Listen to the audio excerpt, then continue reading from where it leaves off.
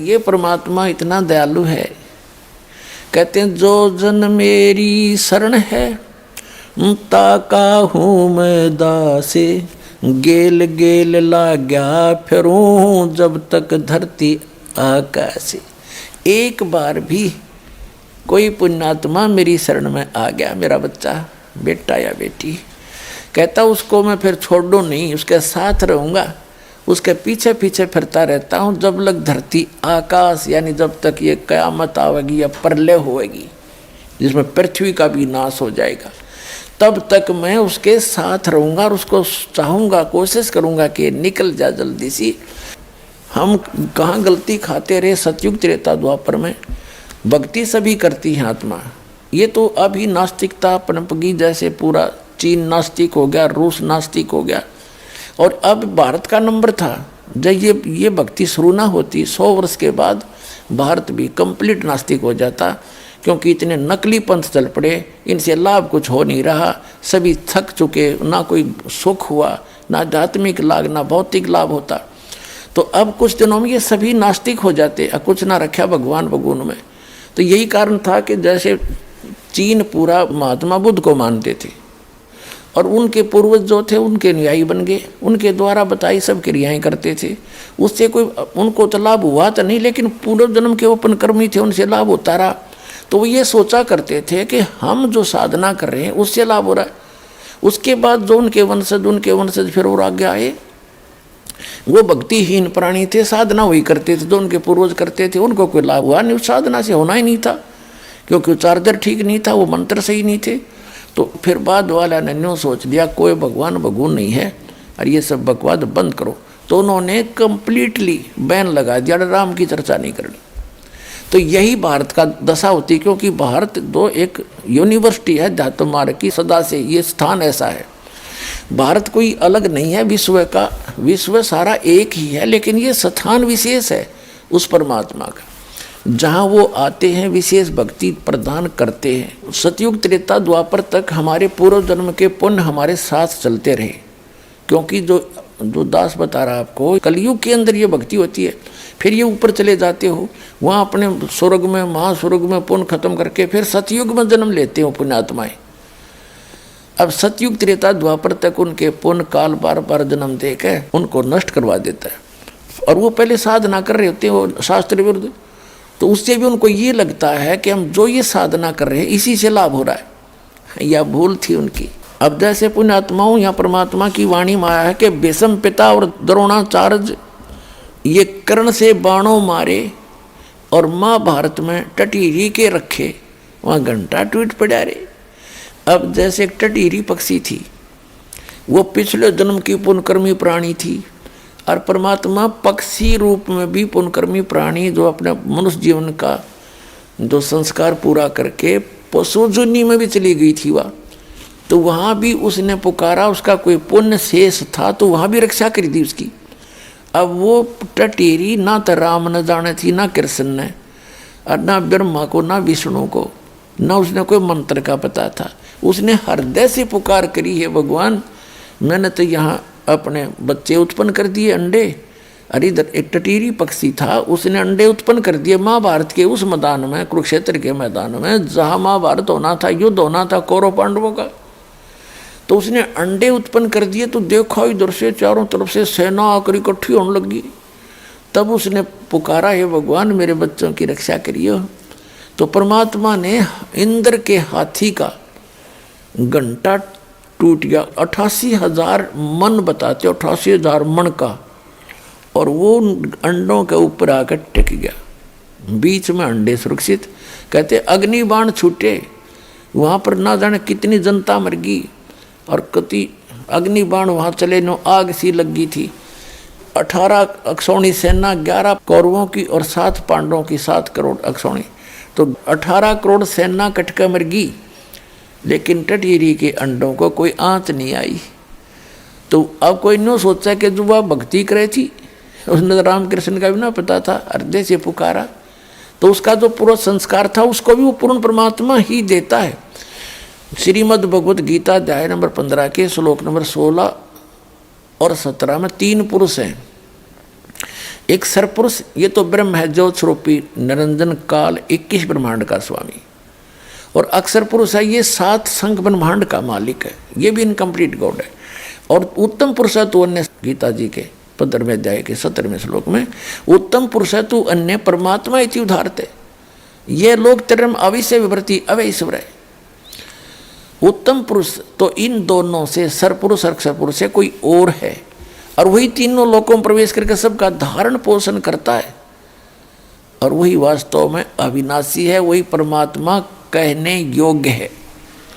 तो वो कौन है? वो परम अक्षर ब्रह्म है। 8वें अध्याय के प्रथम मंत्र में अर्जुन ने पूछा कि आप जी ने 7वें अध्याय के 29वें मंत्र में श्लोक में गीता जी में जो तत्ब्रह्म की बताया है, वो तत्ब्रह्म को जानकर सारे अध्यात्म से परिचित व्यक्ति और सभी कर्मों से परिचित व्यक्ति केवल जरा और मरण से, बुढ़ापे के दुख से और मृत्यु के इस कहर से बचने के लिए, छूटने के लिए प्रयत्न करते हैं। जो उस तत्ब्रह्म को जान चुके होते हैं वही यहाँ की कोई वस्तु की डिमांड नहीं करते। तो अर्जुन ने पूछा 8वें अध्याय के प्रथम मंत्र में, फिर किम तत्ब्रह्म, वो तत्ब्रह्म कौन है, क्या है? 8वें अध्याय के 3रे श्लोक में गीता में गीता ज्ञानदाता ने कहा कि वो परम अक्षर ब्रह्म है। तो वो परम अक्षर ब्रह्म है। गीता जी के अध्याय नंबर 15 के श्लोक 17 में कहा उत्तम पुरुष है तो अन्य, ये परम अक्षर ब्रह्म है, और यही तीनों लोकों में प्रवेश करके सबका धारण पोषण करता है। जब भी इन ब्रह्मा विष्णु महेश पर भी आपत्ति आती है, क्योंकि ये भी तो उसी के बच्चे हैं, इसी की साधना करके ये इस पद को प्राप्त है, तो इसका इन्होंने वादा किया है कि जो जन मेरी शरण है ताका हूँ मैं दास, और गेल गेल लग गया फिरो जब तक धरती आकाश। तो पुण्यात्मा जो दास आपको बताना चाहता था कि जैसे आप जी को ये भ्रम था कि मैं छोटी मोटा कोई सुख शांति आपको प्राप्त है, और आप सोच रहे थे मैं माता की पूजा करता हूँ या हनुमान जी की करता हूँ या विष्णु जी की करता हूँ या कोई और किसी संत की शरण में जाकर शास्त्रविद साधना प्राप्त हो, और आप सोचते हो मुझे उस संत से लाभ मिला है, ये आपकी भूल है, अध्यात्म ज्ञानहीनता है। उनसे लाभ हो ही नहीं सकता आपको। अरे ऐसे लाभ तो टटीरी को मिल गए जो कुछ भी भक्ति ना करे थी।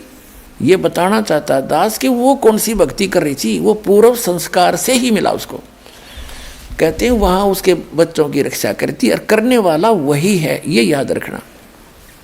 कौन है वो? अल्लाह अकबर है। वो अल्लाह बड़ा, अल्लाह अकबर माने बड़ा भगवान, अल्लाह कबीर, यानी हम उसको पूर्ण परमात्मा, परम अक्षर ब्रह्म, उत्तम पुरुषत्व अन्य वो कहते हैं। वही सबके काम सारता है, उनके संस्कार वश भी वही आकर के वो पूरे करता है। कहते हैं सोचल छिद्र मैं करूं अपने जन के काज। अब जैसे दास आपको बताना चाहता है कि दुर्योधन और दुशासन को द्रौपदी तीर उतारे, अंधे को पीन दी थी। ये है सुख संवेद जो दास आपको सुनाने जा रहा है, जो परमात्मा से प्राप्त। आदरणीय गरीबदास साहिब जी ने अपना एफिडेविट दिया, बोला अमृतवाणी से सुना रहा, उनकी अमृतवाणी से, कि अंधे को पीन दी थी और बढ़ गए अंत पारे। अब ये द्रौपदी कौन? ये भी उसी की बेटी, उस परम अक्षर ब्रह्म की। उसने कभी इस भक्ति युग में, सतयुग, इस कलयुग के भक्ति युग में जो भक्ति की हुई थी पार हुई नहीं, निर्भाग यहीं रहेगी हैं। और फिर वो ऊंचे ऊंचे लोकों में रही, फिर वहाँ से। अब जैसे दुर्गा जी ने श्राप दिया था ब्रह्मा जी को, और गायत्री और पोपवती को उन्होंने झूठ बोली थी, तो उसके बाद इस काल ने भी इसको श्राप दिया था कि तू द्रौपदी के रूप में जागी और तेरे 5 पति होंगे।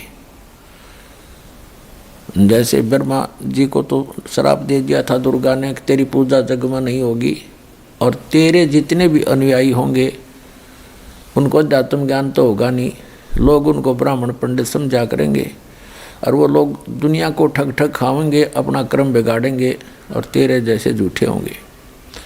ब्रह्मा जी ने एक झूठ बोल दी थी कि मुझे भगवान मिल गया। उसकी गवाही दे दी थी गायत्री और पोपवती 2 लड़कियों ने। तो गायत्री को श्राप दिया था कि तू गाय के रूप में जन्म लेगी और तेरे कई सांडपति होंगे, कई बैलपति होंगे। पौपवती को दिया था श्राप कि तू एक गंदी स्थान पर उत्पन्न होने वाली जड़ी बूटी बनेगी। तो फिर उसने श्राप दिया ब्रह्म ने, काल ने, कि तूने इनको श्राप दिया है तो अब मैं तुझे श्राप दूंगा। तू कौन होती है मेरे इस विधान में भंग डालने वाली? तो दुर्गा जी को श्राप दिया था कि तू द्रौपदी रूप में जाएगी और तेरे 5 पति होंगे। तो ये पूर्व निर्धारित, यानी पावेगा अपना किया रे, भोगेगा अपना किया रे, तो तब तक ये अपना कर्म ही पूर्व जन्म का भोग रहे होते हैं।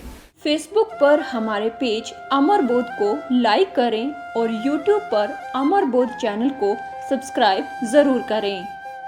संत रामपाल जी महाराज से निःशुल्क नाम दीक्षा लेने के लिए हमारे इन नंबरों पर संपर्क करें।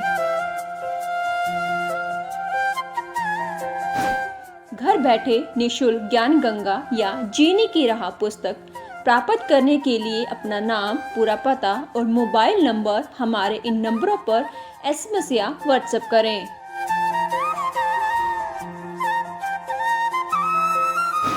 अधिक जानकारी के लिए हमारी वेबसाइट supremegod.org पर विजिट करें।